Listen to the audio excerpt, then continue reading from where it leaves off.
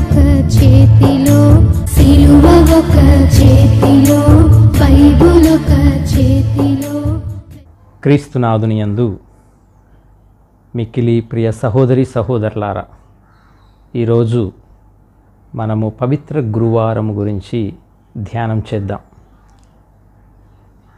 ఈనాటి పఠనాలు నిర్గమకాండము 12వ అధ్యాయము 1వ వచనం నుండి 8వ వచనం వరకు మరియు 11వ వచనం నుండి 14వ వచనం వరకు, పౌలు కొరింథీలకు రాసిన మొదటి లేఖ 11వ అధ్యాయము 23వ వచనం నుండి 26వ వచనం వరకు మరియు యోహాను సువార్త 13వ అధ్యాయము 1వ వచనం నుండి 15వ వచనం వరకు.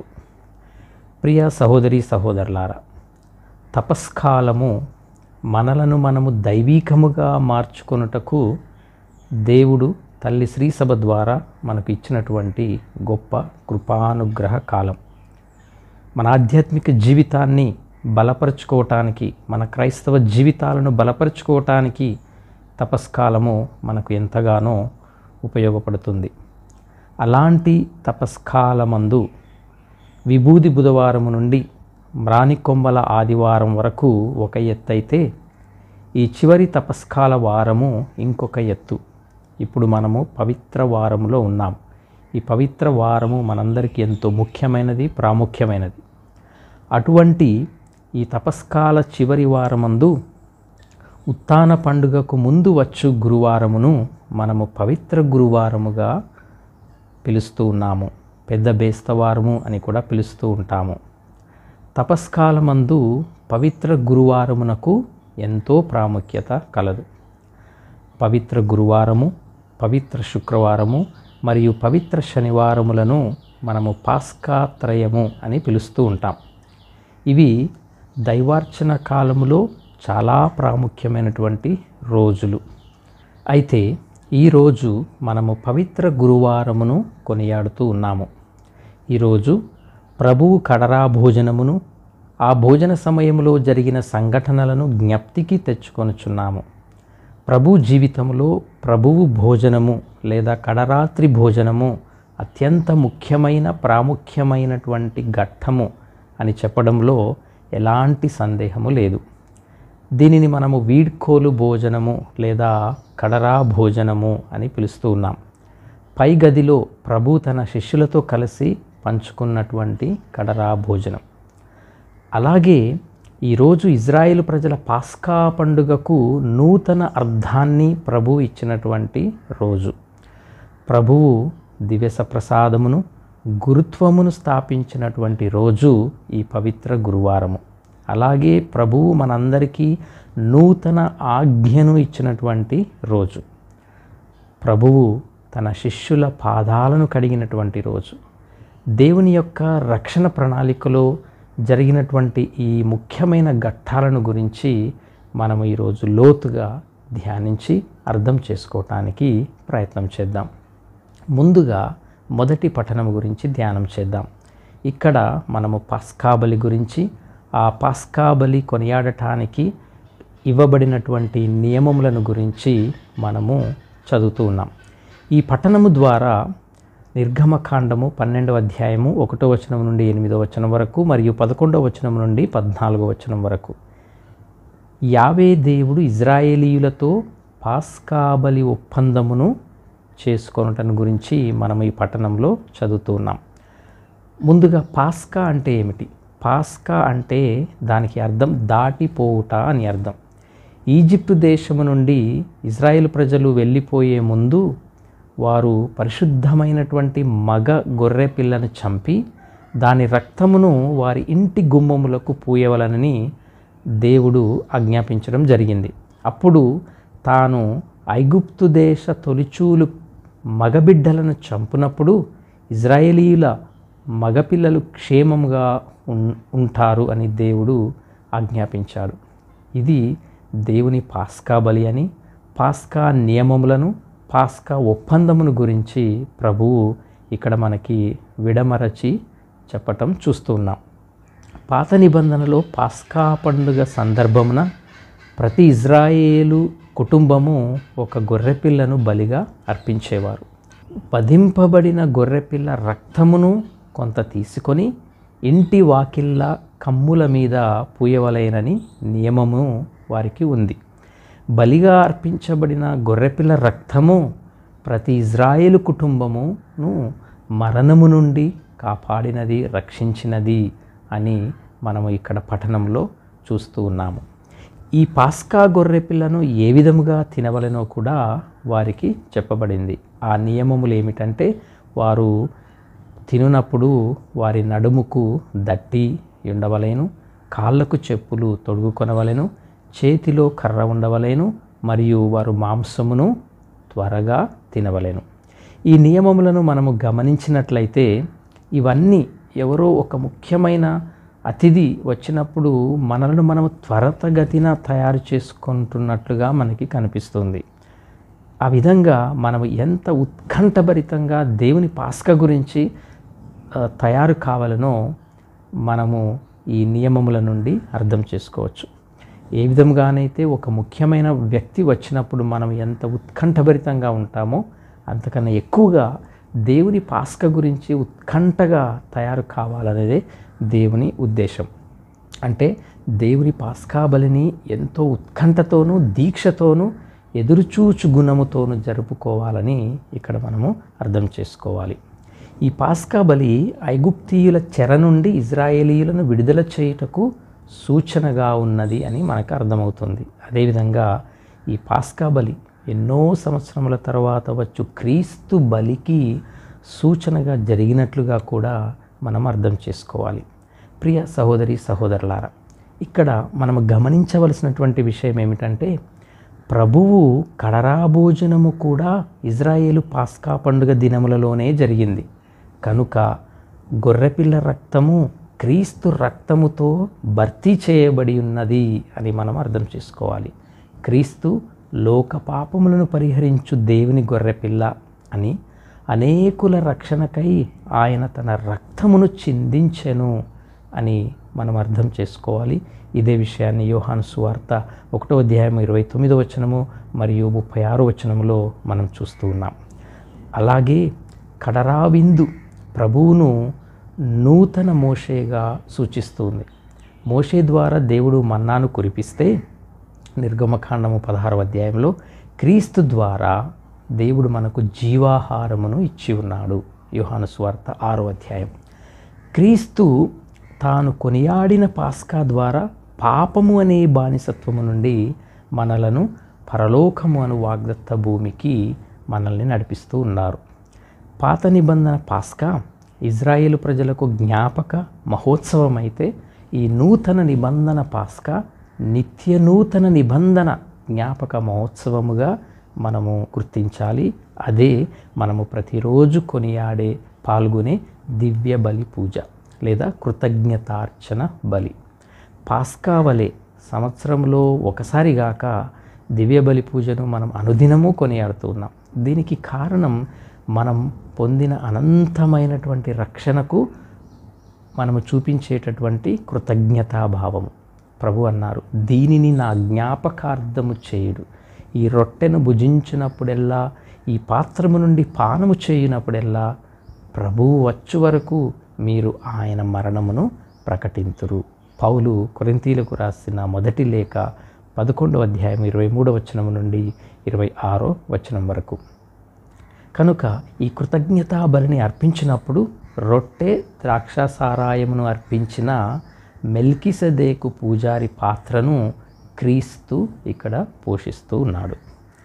ఇక రెండవది మనము ధ్యానించవలసినటువంటి అంశం ఈరోజు దివ్య సప్రసాద స్థాపన మరియు పవిత్ర యాజక అంతస్తు స్థాపన. పౌలు కొరింథీలకు రాసిన మొదటి లేఖ 11వ అధ్యాయము 23వ వచనం నుండి 26వ వచనం వరకు. మనం ఏ విధంగానైతే మొదటి పట్టణములో యావే దేవుడు తన పాస్కా బలిని యొక్క నియమాలను చెప్పి ఉన్నారో, అదేవిధముగా ఈనాటి రెండో పట్టణంలో పునీత పౌలు ఈ దివ్య సప్రసాద బలి స్థాపన గురించి, ఆ బలిని ఏ విధముగా మనము కొనియాడాలి, జరపాలి అనే నియమముల గురించి, అలాగే పవిత్ర యాజక అంతస్తు స్థాపన గురించి మనకి తెలియజేస్తూ ఉన్నారు. ముందుగా దివ్య సప్రసాద స్థాపన గురించి ధ్యానిద్దాం. యేసు ప్రభువు తాను అప్పగింపబడనున్న రాత్రి దివ్య సప్రసాద బలి ద్వారా తనను ఏ విధముగా జ్ఞాపకము చేసుకోవాలనో చెప్పి ఉన్నారు.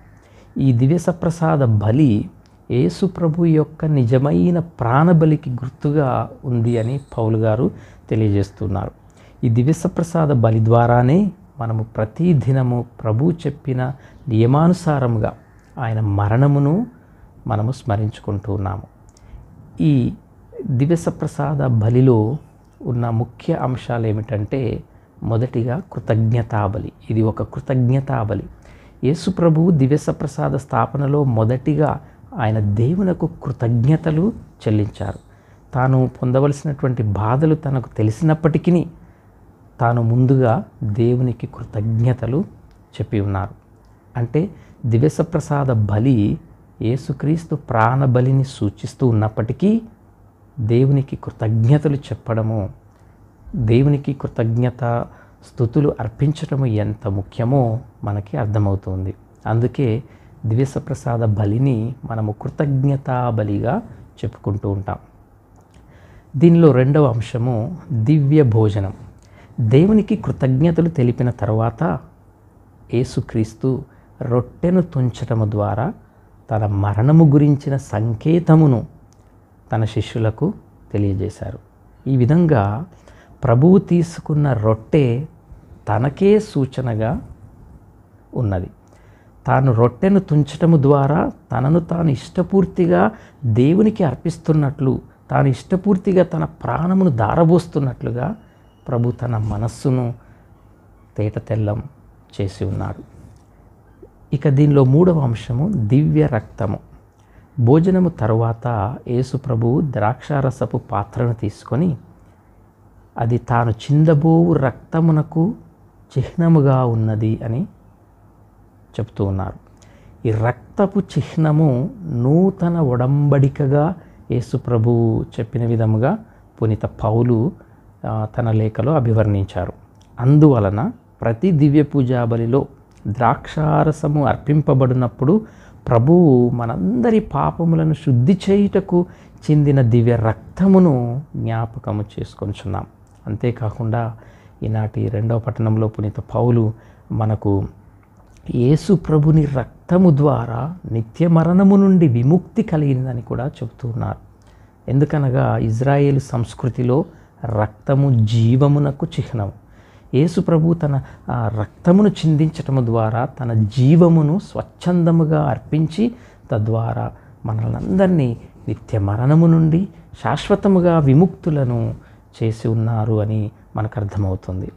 యేసు ప్రభు రక్తము చిందించుట మనకు మొదటి పట్టణంలో గొర్రెపిల్లను వధించుట గుర్తుకు చేస్తుంది. ఏ విధంగానైతే గొర్రె రక్తము ఆ గుమ్మములకు పూయటము ద్వారా ఇజ్రాయేలీయుల తొలిచూలు బిడ్డలు రక్షింపబడ్డారో, అదేవిధముగా క్రీస్తు యొక్క రక్తము ద్వారా మనందరము రక్షింపబడ్డామని మనకి అర్థమవుతుంది.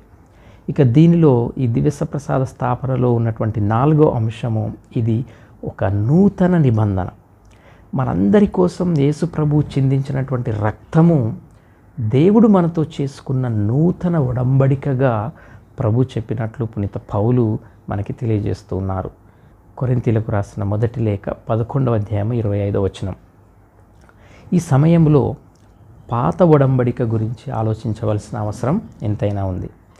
సినాయి కొండపై యావే ప్రభు ఇజ్రాయేల్ ప్రజలతో ఒడంబడిక చేసుకొని ఉన్నాడు. కానీ తర్వాత ఎన్నోసార్లు ఇజ్రాయేల్ ప్రజలు ప్రభు మాటను మీరి ఆ ఒడంబడికను మీరి తప్పు పాపం చేశారు. అయినప్పటికీ ప్రభువు తనదైన కరుణతో ఎన్నో మార్లు వారిని క్షమించారు. చివరకు తన కుమారుడైన క్రీస్తు రక్తమును చిందించి వారితో శాశ్వత నిత్య నిబంధనను చేసుకున్నారు. అయితే ఈ శాశ్వత నిబంధన ఇజ్రాయేలీలకే కాక మానవ జాతి అంతటికి వర్తిస్తుంది. అందువలన ఎవరైతే ఈ నూతన నిత్య నిబంధనలో బాప్తిజమము ద్వారా భాగస్థులగుదురో వారందరితోనూ ప్రత్యేకంగా నిబంధనను చేసుకుంటూ ప్రతి ఒక్కరికి నిత్య జీవ భాగ్యమును ఆ దేవుడు వసుగుతున్నారు. ఇక పవిత్ర యాజక లేదా గురుత్వ అంతస్తు స్థాపన గురించి ధ్యానిద్దాం. ఈరోజు కడరాత్రి భోజన సమయంలో ఇంకొక మహత్తర ఘట్టాన్ని కూడా ప్రభువు ఆవిష్కరించారు. అదే పవిత్ర యాజక అంతస్తు లేదా గురుత్వ స్థాపన. ఈ గొప్ప వరానికి, భాగ్యానికి మనం దేవునికి ఎంతగానో కృతజ్ఞులమై ఉండాలి. పాత నిబంధనలో అనేక యాజకులు ఉన్నారు, కానీ నూతన నిబంధనలో ఒకే యాజకుడు క్రీస్తు ఉన్నారు. యేసు ప్రభువు తాను ఆది నుండి యావే దేవుని ప్రధాన యాజకుడైనను తన్ను తాను బలిగా అర్పించుకోవటం ద్వారా యాజకునిగా ఈ లోకానికి తను తాను పరిచయం చేసుకున్నాడు. అదేవిధముగా తనను తానే అర్పించుకొని తనే అర్చకుడుగాను తనే బలివస్తువుగాను ఆయన మారారు. తద్వారా తన శ్రమల పర్వాన్ని తనదైన మేలి అర్పణ ద్వారా ఆయన ఆరంభించారు. అయితే తన యాజకత్వాన్ని, గురుత్వాన్ని అభిషేకించబడిన గురువులతో ఆయన పంచుకున్నాడు. ఎప్పుడైతే యేసు ప్రభువు దీనిని నా జ్ఞాపకార్థం చేయుడు అని తన శిష్యులను ఆజ్ఞాపించాడో, అపోస్తలులందరూ యేసు ప్రభువు చెప్పిన ఈ వాక్యము ద్వారా గురువులుగా అభిషక్తులయ్యారు. యోహాను సువార్త 17వ అధ్యాయము 17వ వచనంలో యేసు ప్రభువు తన శిష్యుల కొరకు తండ్రి దేవుని ఇలా ప్రార్థించారు. సత్యమునందు వారిని ప్రతిష్ఠింపుము అని ప్రార్థించాడు.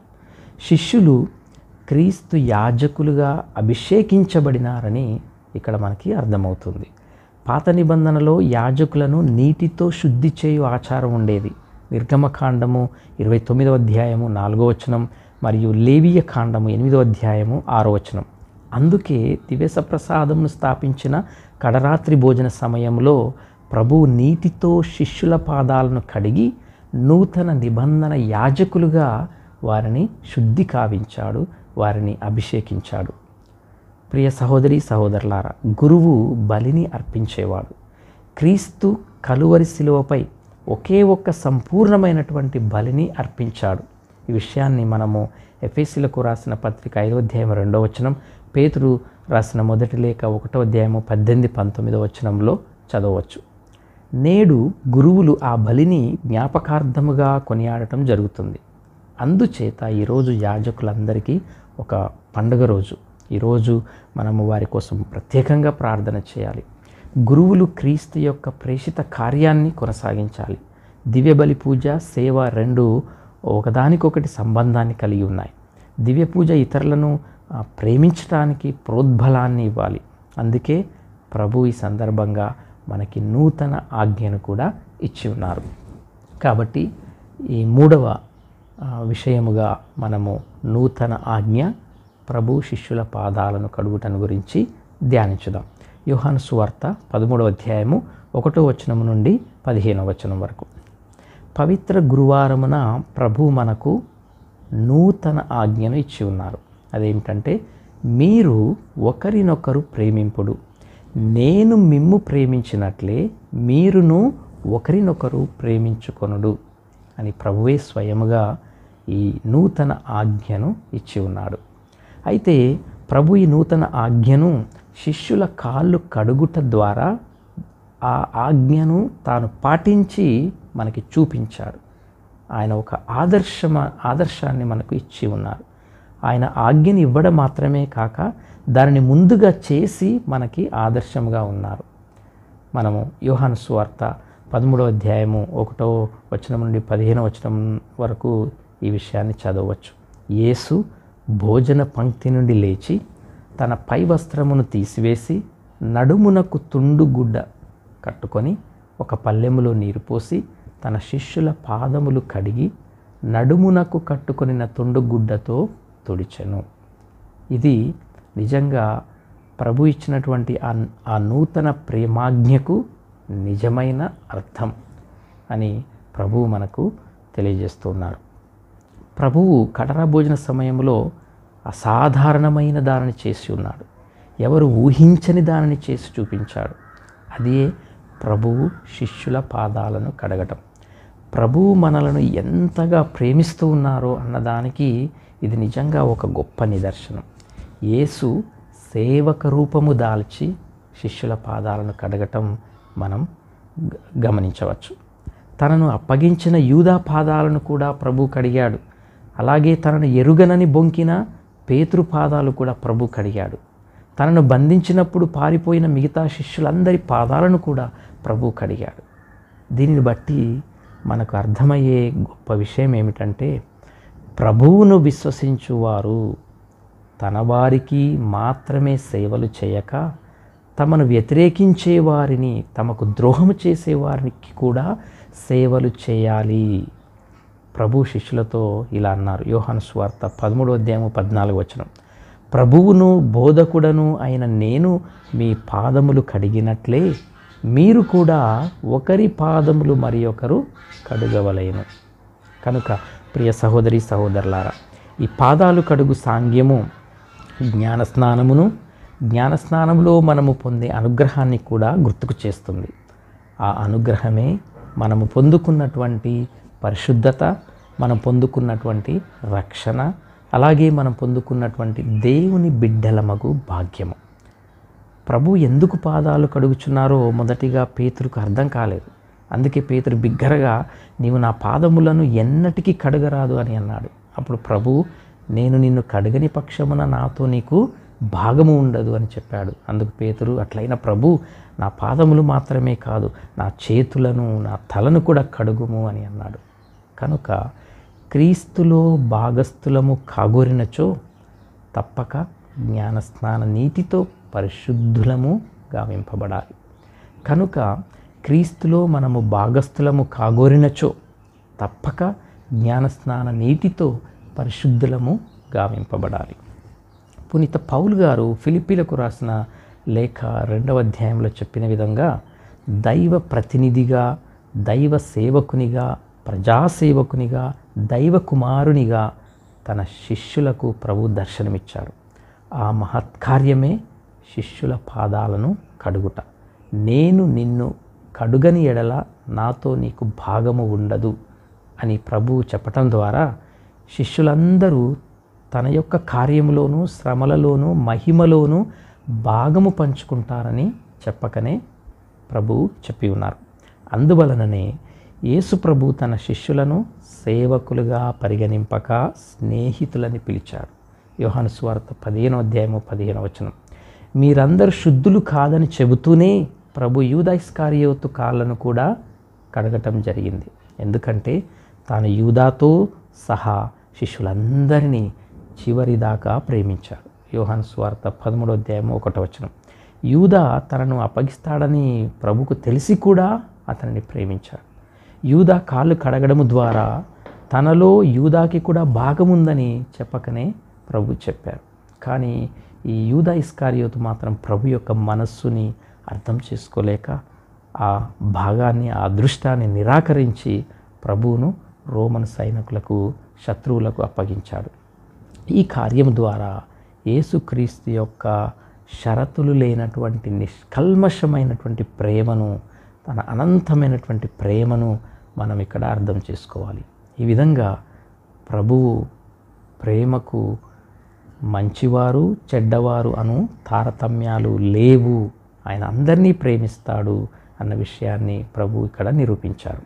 అంతేకాకుండా యేసు ప్రభు తాను ఏ విధముగా చేసెనో తన శిష్యులు కూడా, అనగా మనందరినీ అదే విధముగా చేయాలని కోరుతున్నాడు, ఆజ్ఞనిచ్చి ఉన్నాడు, ఆదర్శాన్ని ఇచ్చి ఉన్నాడు.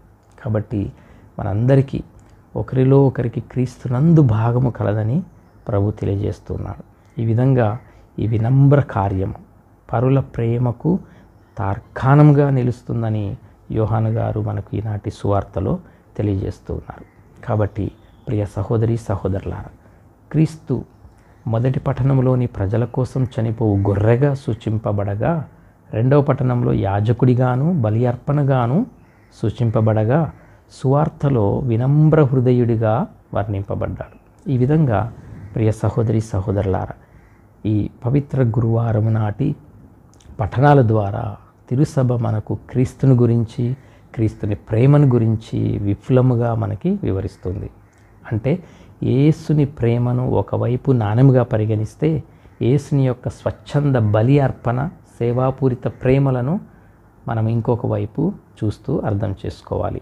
అంతేకాకుండా ఈనాటి పఠనాలు దేవుడిచ్చిన పాస్కా పండుగ నియమాలు, దివ్య ప్రసాద క్రమము, క్రీస్తు ఇచ్చిన వినయాదర్శము ఏ విధముగా ఆచరించవలెనో, ఏ విధముగా జ్ఞాపకం చేసుకోవాలనో సూచనప్రాయంగా మనకి తెలియజేస్తున్నాయి.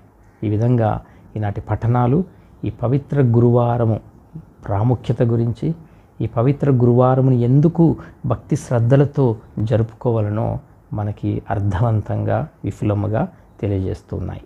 కాబట్టి ప్రియ సహోదరి సహోదరులారా, ఈనాటి దివ్య పూజా బలిలో భక్తితో, విశ్వాసంతో, నమ్మకంతో, నిరీక్షణతో పాల్గొందాం. అలాగే మనము సేవాభావముతో ప్రభువలే జీవించడానికి ప్రయత్నం చేద్దాం. ఇతరుల అవసరాలను గుర్తించి ఏమీ ఆశించకుండా ఇతరులకు సహాయం చేయడానికి ప్రయత్నం చేద్దాం. ప్రభు తన శరీర రక్తాలనే మనకు జీవాహారముగా, పానముగా ఇచ్చి ఉన్నాడు. కనుక మనము కూడా ప్రభువలే మనకున్నవి ఇతరులతో పంచుకోవాలి. మన సమయాన్ని, మాట సహాయాన్ని, మనకున్న సంపదను, ఇతర అనుగ్రహాలను మనము ఇతరులతో పంచుకోవాలి. అలాగే దివ్య పూజాబలి చివరిలో సమాధానంతో వెళ్ళి క్రీస్తు సేవలో జీవించండి అని దివ్య బలి పూజ ముగుస్తుంది. కనుక క్రీస్తు సందేశాన్ని మనము ఇతరులకు చాటాలి.